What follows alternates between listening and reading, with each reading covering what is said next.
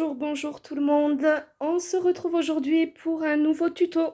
Le tuto d'un mini-album avec un bloc en fait, un seul bloc 15 par 15.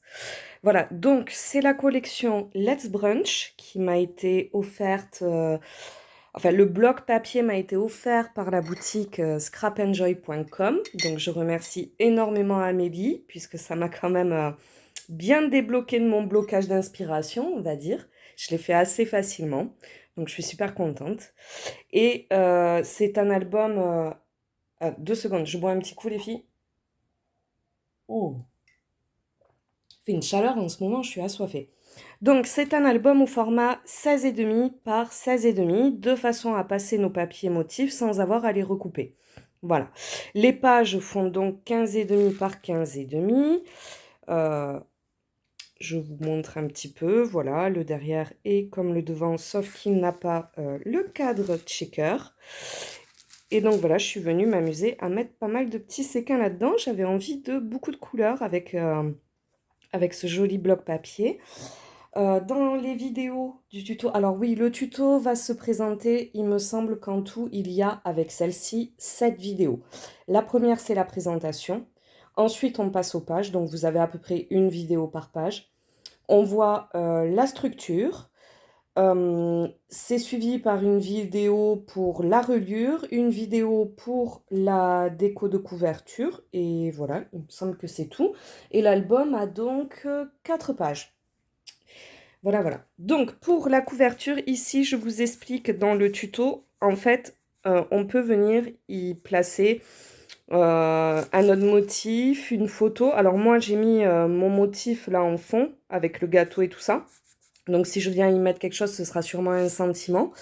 Mais voilà, je vous explique comment le faire en fait, si vous voulez l'encoller intégralement ou si vous souhaitez pouvoir y glisser une petite photo, des sentiments, une petite carte, voilà. Oui, je m'en lasse pas de ces checkers. Donc c'est parti, on va le découvrir. Non, j'oublie de vous dire les photos. Alors oui, déjà je fais une petite rectification tout de suite par rapport à ce que je vous dis dans les vidéos.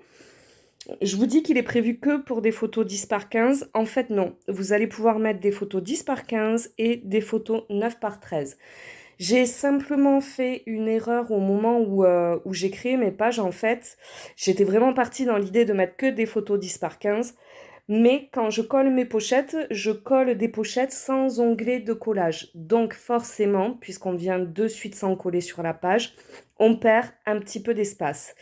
Mais comme nos pages font 15,5 par 15,5, quand on perd de l'espace, on ne peut plus venir mettre des photos mates pour des photos en 10 par 15.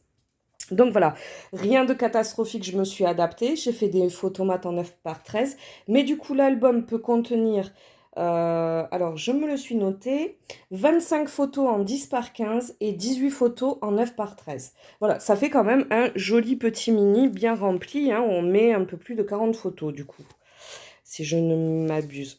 Donc c'est parti, on va le découvrir et il se présente au départ comme ceci. Donc comme j'avais qu'un bloc, je vous le dis au long des vidéos, pour ces photomates là qui sont dans ces pochettes là qui elles ne posent pas de soucis puisqu'elles ont des onglets d'encollage, j'ai décidé de les faire tout simple et de simplement venir mettre les emplacements photo recto verso. Voilà. Donc on a ça au début et à la fin. Et la pochette étant prévue avec un petit peu d'épaisseur, on peut très bien venir y mettre un petit livret. Enfin voilà, on peut adapter à sa guise. Ici, on retrouve une cascade avec des photos en 10 par 15 à nouveau. Hop. De l'autre côté, nous avons un flip avec une photo en 10 par 15. Et ici, donc c'est les fameuses pochettes dont je vous parlais.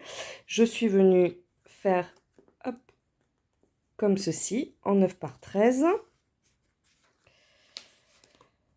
Ici on a un bandeau qui nous permet de glisser soit un photomate en 10 par 15 aussi, soit moi j'ai décidé de faire un grand tag et il me permet de mettre une photo 10 par 10 à l'arrière.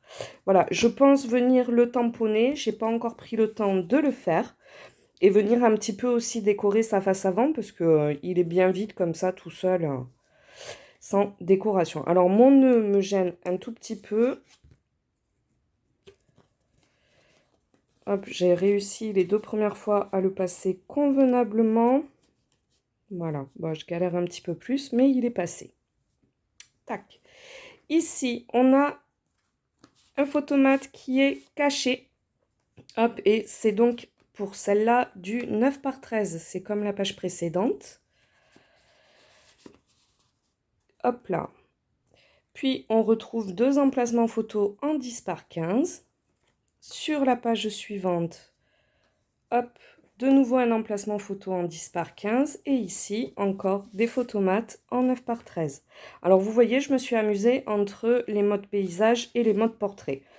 Voilà, c'est vrai que je fais beaucoup avec mon téléphone, donc j'ai très souvent des photos en mode portrait et pas énormément en mode paysage parce que je pense pas forcément à retourner l'appareil, tout simplement. Donc là, du 9 par 13 à nouveau.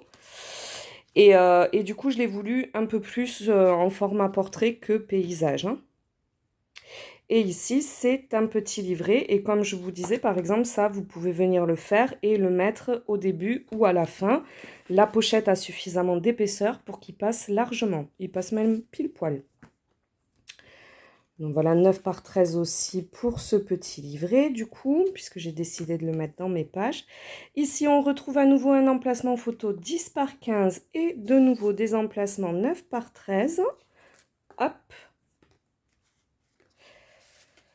Les petits éléments de déco, ceci c'est du Action. Pour tout le reste, c'est des...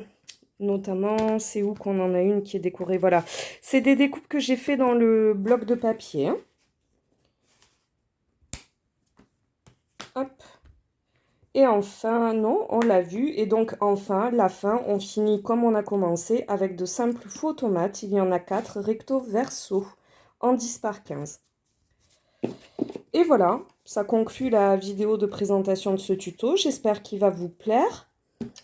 N'hésitez pas à me contacter si vous avez le moindre problème. Il s'agit cette fois d'une reliure en L. Voilà, il est vrai que je préfère la reliure accordéon, je vous le dis dans les vidéos. Mais j'ai des débutantes sur mon groupe Facebook Les Trouvailles de Didi. Et du coup, je trouve ça pas mal de vous montrer un petit peu une nouvelle reliure, une autre façon de procéder. Et cette fois, du coup, les filles, je vous l'ai fait dans le bon ordre, c'est-à-dire que j'ai commencé par les pages et je vous explique comment on fait du coup pour calculer sa tranche et tout ça, notamment quand vous êtes sur des reliures accordéon. Voilà, je l'ai fait dans le bon ordre et pas à l'envers comme la dernière fois. Et voilà, et puis ça, donc, c'est des découpes du bloc aussi. Et les petites fleurs, bien sûr, c'est des fleurs Prima que j'avais dans mon stock, que je suis venue ajouter pour embellir. Voilà les filles. Bon, ben, j'espère que ça vous plaira. Et puis, je vous souhaite bon scrap. Et je vous dis à plus tard pour un nouveau tuto. Ciao, ciao! Abonnez-vous, activez la cloche de notification, faisez des vues. C'était Nono et Sandy.